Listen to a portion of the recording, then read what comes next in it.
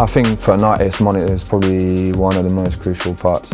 If we're talking in terms of finalising music and mix sounds, then monitors are probably the most important piece. We're bass music producers. We need bass to be accurate. We need to know that we're hearing stuff between 35 and 100 to the highest possible quality. Some monitors can colour sound and not very true to what you're actually putting down, and it's not translating your mix as it should be. It's the first coaxial monitor that I've ever worked with. When I first looked at it, I was like intrigued, never really worked with a monitor like that. These speakers throw out a good sweet spot considering the room that we've got them set up in here. Playing some of our album tracks on it, mid to high frequency is usually where the percussive elements of like drums, so like, you know, your snare drums and your low end cymbals, they're a lot more forward in the mix. The high end is accurate and they're very upfront. I can depict the highs from the mids and the lows. The imaging is decent. When listening directly, it all hits at once. They're a lot of fun to write on, but also surgical enough to be able to make key mix decisions.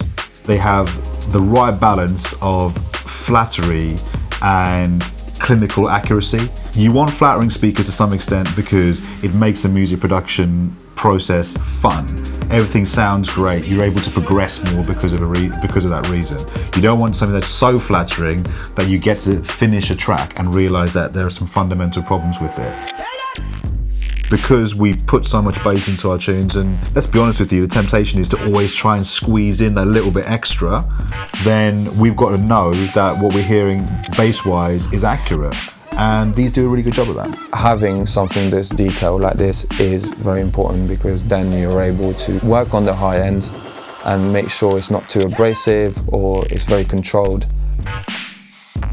It's got a lot of weight to it, they feel nice, they sit sturdily, which is good. They're not very big, but they behave a little bit like much bigger speakers with 10-inch drivers. I think that's pretty useful for people like us who are keen to keep our setup somewhere simple and close to home.